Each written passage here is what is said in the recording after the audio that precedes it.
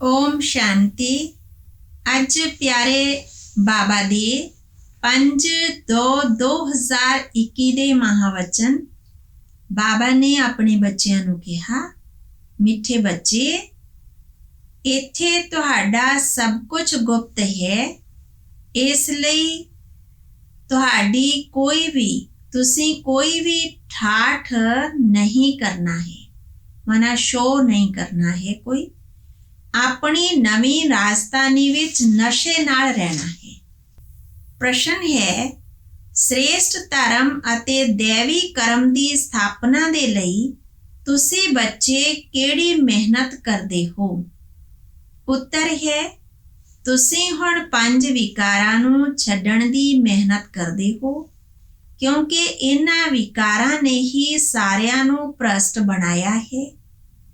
ਤੁਸੀਂ ਜਾਣਦੇ ਹੋ, ਇਸ ਸਮੇਂ ਸਾਰੇ ਦੇਵੀ ਧਰਮ ਅਤੇ ਕਰਮ ਤੋਂ ਭ੍ਰਸ਼ਟ ਹਨ। ਸਾਰੇ ਦੇਵੀ ਧਰਮ, ਪਹਿਲਾਂ ਸੀ ਦੇਵੀ ਧਰਮ ਸ੍ਰੇਸ਼ਟ ਸੀ, ਕਰਮ ਵੀ ਸ੍ਰੇਸ਼ਟ ਸਨ, ਪਰੰਤੂ ਹੁਣ ਧਰਮ ਅਤੇ ਕਰਮ ਤੋਂ ਭ੍ਰਸ਼ਟ ਹੋ ਗਏ। ਬਾਪ ਹੀ ਸ਼੍ਰੀਮਤ ਦੇ ਕੇ ਸ੍ਰੇਸ਼ਟ ਧਰਮ ਅਤੇ ਦੇਵੀ ਸ੍ਰੇਸ਼ਟ ਕਰਮ ਦੀ ਸਥਾਪਨਾ ਕਰਦੇ ਹਨ। ਤੁਸੀਂ ਸ਼੍ਰੀਮਤ ਤੇ ਚੱਲ ਕੇ ਬਾਪ ਦੀ ਯਾਦ ਨਾਲ ਵਿਕਾਰਾਂ ਤੇ ਜਿੱਤ ਪਾਉਂਦੇ ਹੋ। ਪੜ੍ਹਾਈ ਨਾਲ ਆਪਣੇ ਆਪ ਨੂੰ ਆਪੇ ਹੀ ਰਾਜ ਤਿਲਕ ਦਿੰਦੇ ਹੋ। गीत है, तुम्हें पाके हमने जहान पा लिया है। माना शिव बाबा नु पा लिया, बाप नु पा लिया, सब कुछ पा लिया। ओम शांति। रूहानी मिठे मिठे रूहानी बच्चियां ने ये गीत सुनिया।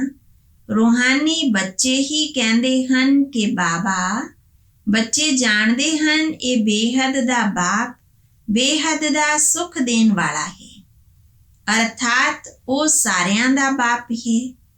ਉਸ ਨੂੰ ਸਾਰੇ ਬੇਹੱਦ ਦੇ ਬੱਚੇ ਆਤਮਾਵਾਂ ਯਾਦ ਕਰਦੇ ਰਹਿੰਦੇ ਹਨ। ਕਿਸੇ ਨਾ ਕਿਸੇ ਪ੍ਰਕਾਰ ਨਾਲ ਯਾਦ ਕਰਦੇ, ਪਰੰਤੂ ਉਹਨਾਂ ਨੂੰ ਇਹ ਪਤਾ ਨਹੀਂ ਕਿ ਸਾਨੂੰ ਕੋਈ ਉਸ ਪਰਮ ਪਿਤਾ ਪਰਮਾਤਮਾ ਤੋਂ ਵਿਸ਼ਵ ਦੀ ਬਾਦਸ਼ਾਹੀ ਮਿਲਦੀ ਹੈ। ਤੁਸੀਂ ਜਾਣਦੇ ਹੋ, ਸਾਨੂੰ ਬਾਪ ਜੋ ਸਤਯੁਗ ਵਿਸ਼ਵ ਦੀ ਬਾਦਸ਼ਾਹੀ ਦਿੰਦੇ ਹਨ, ਉਹ ਅਟਲ, ਅਖੰਡ, ਅਡੋਲ ਹੈ। ਉਹ ਸਾਡੀ ਬਾਦਸ਼ਾਹੀ 21 ਜਨਮ ਤੱਕ ਕਾਇਮ ਰਹਿੰਦੀ ਹੈ। ਸਾਰੇ ਵਿਸ਼ਵ ਤੇ ਸਾਡੀ ਰਾਜਾਈ ਰਹਿੰਦੀ ਹੈ। ਉਸ ਨੂੰ ਕੋਈ ਵੀ ਖੋ ਨਹੀਂ ਸਕਦਾ, ਲੁੱਟ ਨਹੀਂ ਸਕਦਾ। ਸਾਡੀ ਰਾਜਾਈ ਹੈ ਅਡੋਲ, क्योंकि उत्थे एक ही धर्म है, द्वैत नहीं है, माना दूसरा कुछ भी नहीं, वो है ही अद्वैत राज्य। बच्चे जदों भी गीत सुनते हैं तो अपनी राजधानी का नशा होना चाहिए है। इस तरह के गीत घर विच रहने चाहिए हैं। तुहाडा सब कुछ गुप्त है अते वड्डे वड्डे आदमियां दा तां बहुत ठाठ हुंदा है। ਤੁਹਾਡਾ ਤਾਂ ਕੋਈ ਠਾਠ ਨਹੀਂ ਹੈ। ਤੁਸੀਂ ਦੇਖਦੇ ਹੋ, ਬਾਬਾ ਨੇ ਜਿਸ ਵਿੱਚ ਪ੍ਰਵੇਸ਼ ਕੀਤਾ ਹੈ ਉਹ ਵੀ ਕਿੰਨਾ ਸਧਾਰਨ ਰਹਿੰਦੇ ਹਨ। ਇਹ ਵੀ ਬੱਚੇ ਜਾਣਦੇ ਹਨ ਕਿ ਇੱਥੇ ਹਰ ਇੱਕ ਮਨੁੱਖ ਅਨਰਾਈਟੀਅਸ ਛੀ ਕੰਮ ਹੀ ਕਰਦੇ ਰਹਿੰਦੇ ਹਨ। ਇਸ ਲਈ ਬੇਸਮਝ ਕਿਹਾ ਜਾਂਦਾ ਹੈ। ਬੁੱਧੀ ਨੂੰ ਬਿਲਕੁਲ ਹੀ ਤਾਲਾ ਲੱਗਿਆ ਹੋਇਆ ਹੈ। ਤੁਸੀਂ ਕਿੰਨੇ ਸਮਝਦਾਰ ਸੀ, ਵਿਸ਼ਵ ਦੇ ਮਾਲਿਕ ਸੀ।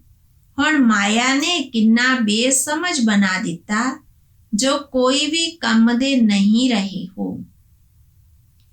ਬਾਬਾ ਦੇ ਕੋਲ ਜਾਣ ਦੇ ਲਈ ਯੱਗ, ਤਪ ਆਦਿ ਬਹੁਤ ਕਰਦੇ ਰਹਿੰਦੇ ਹਨ, ਪਰੰਤੂ ਮਿਲਦਾ ਤਾਂ ਕੁਝ ਵੀ ਨਹੀਂ ਹੈ।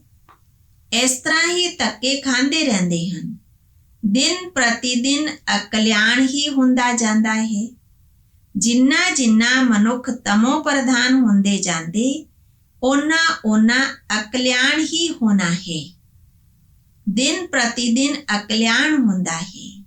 ਰਿਸ਼ੀ ਮੁਨੀ ਜਿਨ੍ਹਾਂ ਦਾ ਗਾਇਨ ਹੈ, ਉਹ ਪਵਿੱਤਰ ਰਹਿੰਦੇ ਸੀ, ਨੇਤੀ ਕਹਿੰਦੇ ਸੀ, ਹੁਣ ਤਮੋ ਪ੍ਰਧਾਨ ਬਣ ਗਏ ਤਾਂ ਕਹਿੰਦੇ ਹਨ ਸ਼ਿਵੋ ਹਮ ਤਤ ਤੁਮ, ਸਰਵਿਆਪੀ ਹਨ ਨਾ।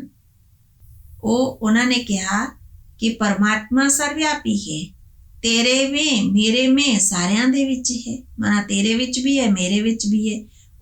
ਉਹ ਜਾਣਦੇ ਨਹੀਂ ਸਨ ਆਪਣੇ ਆਪ ਨੂੰ ਪਰਮਾਤਮਾ ਨਹੀਂ। ਉਹ ਲੋਕ ਸਿਰਫ ਪਰਮਾਤਮਾ ਕਹਿ ਦਿੰਦੇ ਹਨ, ਪਰਮਾਤਮਾ ਕਦੇ ਪਰਮ ਪਿਤਾ ਕਦੇ ਨਹੀਂ ਕਹਿਣਗੇ। ਪਰਮ ਪਿਤਾ ਉਸ ਨੂੰ ਫਿਰ ਸਰਵਿਆਪੀ ਕਹਿਣਾ ਇਹ ਤਾਂ ਗਲਤ ਹੋ ਜਾਂਦਾ ਹੈ। ਇਸ ਲਈ ਫਿਰ ਈਸ਼ਵਰ ਜਾਂ ਪਰਮਾਤਮਾ ਕਹਿ ਦਿੰਦੇ।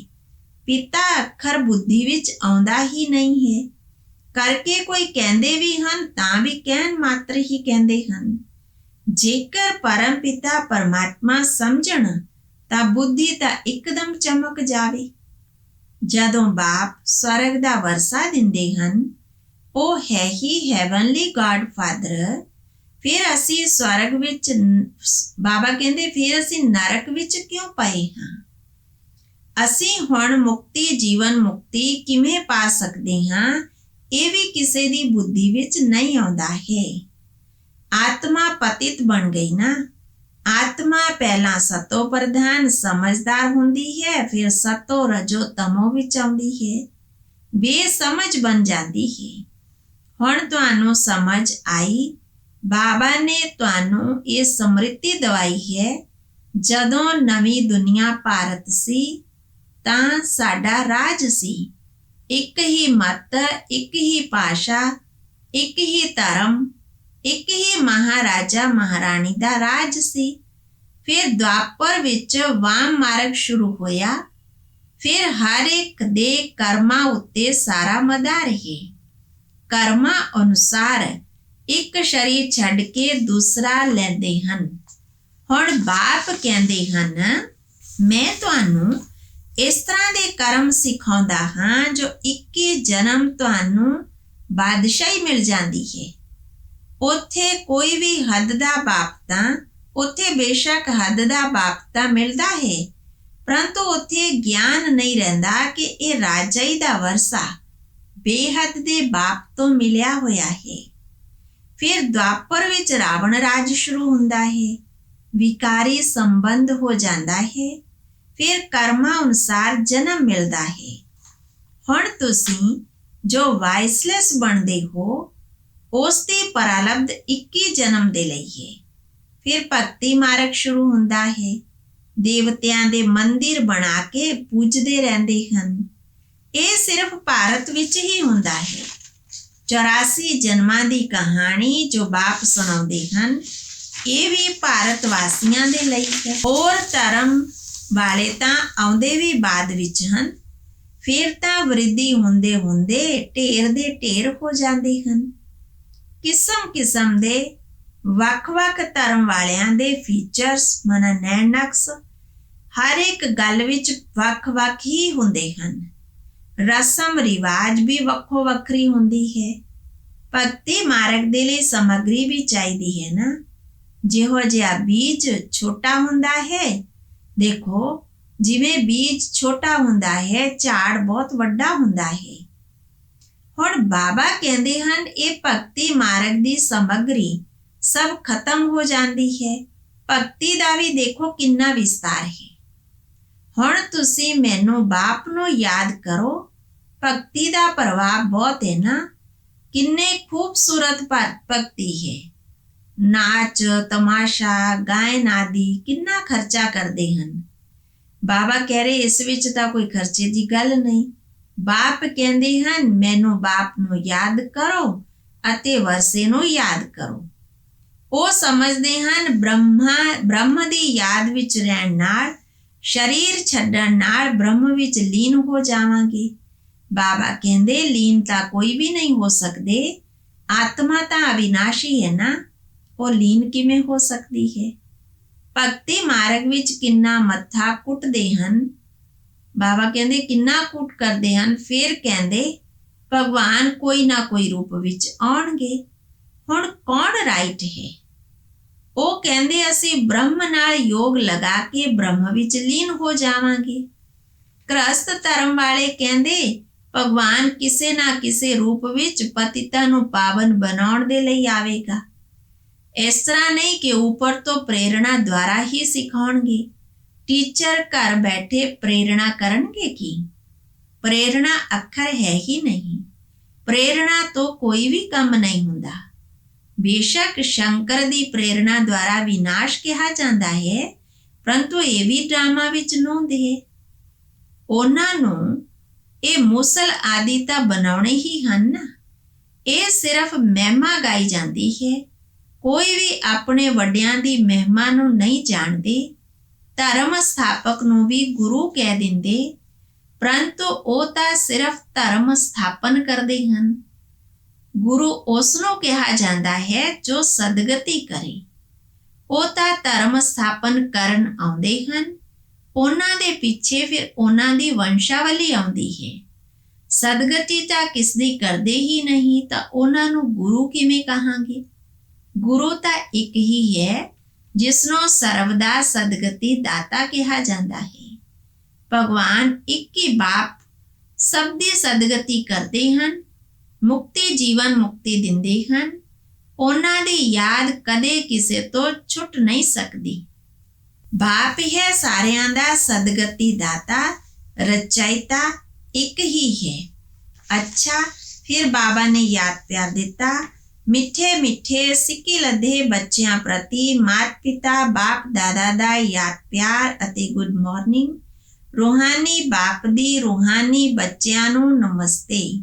ਧਾਰਨਾ ਲਈ ਮੁੱਖ ਸਾਰ ਹੈ। ਪਹਿਲਾ, ਸਦਾ ਇਹ ਸਮ੍ਰਿਤੀ ਰਹਿਣੀ ਚਾਹੀਦੀ ਹੈ ਕਿ ਅਸੀਂ ਇੱਕ ਮਤ, ਇੱਕ ਰਾਜ, ਇੱਕ ਧਰਮ ਦੀ ਸਥਾਪਨਾ ਦੇ ਨਿਮਿਤ ਹਾਂ। ਇਸ ਲਈ ਇੱਕ ਮਤ ਹੋ ਕੇ ਰਹਿਣਾ ਹੈ। ਦੂਸਰਾ, ਆਪਣੇ ਆਪ ਨੂੰ ਰਾਜਾਈ ਦਾ ਤਿਲਕ ਦੇਣ ਦੇ ਲਈ ਵਿਕਾਰਾਂ ਨੂੰ ਛੱਡਣ ਦੀ ਮਿਹਨਤ ਕਰਨੀ ਹੈ। ਪੜ੍ਹਾਈ ਤੇ ਪੂਰਾ ਧਿਆਨ ਦੇਣਾ ਹੈ। ਵਰਦਾਨ ਹੈ, ਤ੍ਰਿਕਾਲਦਰਸ਼ੀ ਸਥਿਤੀ ਦੁਆਰਾ ਮਾਇਆ ਦੇ ਵਾਰ ਤੋਂ ਸੇਫ ਰਹਿਣ ਵਾਲੇ ਅਤੀ ਇੰਦਰੀय ਸੁਖ ਦੇ ਅਧਿਕਾਰੀ ਭਵ। ਸੰਗਮ ਯੁਗ ਦਾ ਵਿਸ਼ੇਸ਼ ਵਰਦਾਨ व ਬ੍ਰਾਹਮਣ ਜੀਵਨ ਦੀ ਵਿਸ਼ੇਸ਼ਤਾ ਹੈ ਅਤੀ ਇੰਦਰੀय ਸੁਖ। ਇਹ ਅਨੁਭਵ ਹੋਰ ਕਿਸੇ ਵੀ ਯੁੱਗ ਵਿੱਚ ਨਹੀਂ ਹੁੰਦਾ, ਪਰੰਤੂ ਇਸ ਸੁਖ ਦੀ ਅਨੁਭੂਤੀ ਦੇ ਲਈ ਤ੍ਰਿਕਾਲਦਰਸ਼ੀ ਸਥਿਤੀ ਦੁਆਰਾ ਮਾਇਆ ਦੇ ਵਾਰ ਤੋਂ ਸੇਫ ਰਹੋ।